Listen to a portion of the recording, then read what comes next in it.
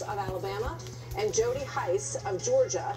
They met with the president yesterday. Hice says that he will lead an objection to Georgia's electors on January the 6th, and both say that there are a growing number of lawmakers who plan to join their effort in multiple states. Congressman Mo Brooks and Congressman Jody Hice join me now. Thank you very much. Good to have both of you with us. Congressman Brooks, let me start with you. Tell me a little bit about the meeting that you had with the president and what his plan is for the next days before January the 6th.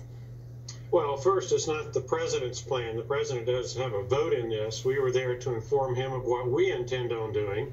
And there are now dozens in the House of Representatives who are persuaded, as I am, that there's been massive voter fraud and election theft, and we can either accept that or fight it. And we've chosen to fight. I'm very pleased that Jody Hice has stepped up to the plate, and he's going to take the lead role in the state of Georgia, his home state. And we've got others in many other states, too, who are going to take the lead role. And it's looking very promising on the House side. We do need senators who will stand up for America, for our republic, for our election system. We'll see how that plays out. Yeah, so just staying with you, Congressman Brooks, for just a moment here. The way that this has to go, as I understand it, is that you would have to have a senator and a member of the House contest the outcome in a state. Then, if that happens, if you get a senator and a member of the House, then you go to a break. The session stops, and then there's a discussion for 2 hours, and then you'd have to get approval from both the House and the Senate to overturn the electoral outcome of any state. Is that correct? And is that doable?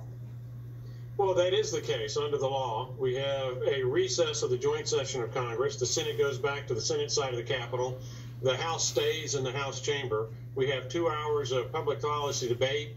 People can present their arguments as they believe best to try to persuade others that may be on the fence. Most importantly, to help the public understand how egregious this voter fraud and election theft really is, in contrast to the hear nothing, see nothing reaction in the news media by and large about the fraud that occurred. And then we'll have a House floor vote and a Senate floor vote. In the Senate, it will be a majority of the 100 senators. In the House, there's an open debate as to whether it's going to be a majority of the state delegations, and the Republicans hold a majority of the state delegations, or whether it will be a majority of the 435 congressmen that determines the outcome of that vote. So, Representative Hice, let me bring you in here. What is the voter fraud that you see that forced you over to this side of the table to say that you are going to contest the electors in Georgia on January the 6th? Tell everyone exactly what the evidence is. Well, there's tons of it, Martha. Let me just say thanks to Mo Brooks for his leadership in all of this. He's been spectacular with it, and we're grateful. But look, here in Georgia, it all starts with the illegal activities of our Secretary of State creating election law for which he has no jurisdiction or authority to do. That's left to our state legislatures, and he totally bypassed them. Then you have massive invitations, really, for voter fraud through sending invitations for absentee ballots. Ends up being 1.3 million voters in Georgia. With that, there's no voter ID. There's signature verifications that did not take place. There's ballot harvesting. They did the same thing in Michigan. There's kicking out poll watchers. Where there's the video that we saw where ballots I got 3 of them after poll watchers have left. I mean, it's one thing after another, after another, after another, and every day. Congressman, let me just ask you, because I think there's a lot of frustration, even on the part of people who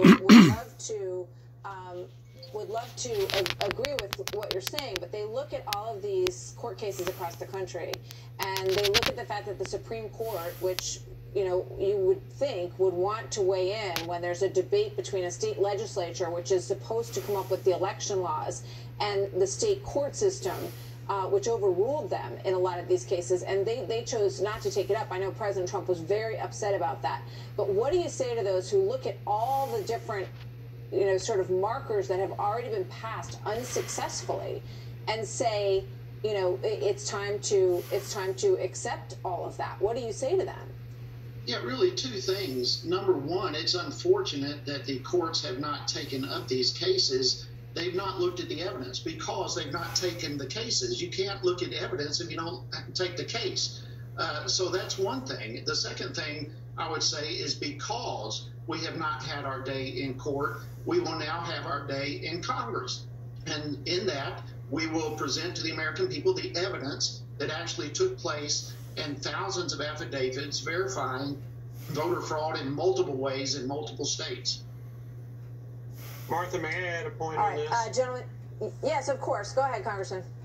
I have a legal background, litigated in many states across the country. The bottom line is this: the judiciary is not set up to handle cases of this magnitude with the voter fraud and the election theft in so many different ways occurring. And the judiciary also recognizes that under the United States Constitution and federal statutes, the primary responsibility for handling election disputes involving the presidency of the United States is the United States Congress. It's not the courts.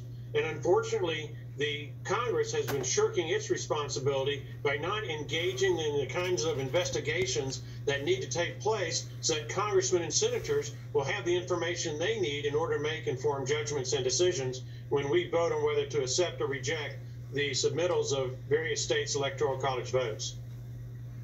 All right, but before I let you go, Congressman Brooks, I just want to ask you quickly, has there been any mention of martial law or some of the other very extreme measures that we've heard talked about that have provoked, you know, a very big reaction in a lot of corners in the country? Was there discussion about any of those avenues with the president?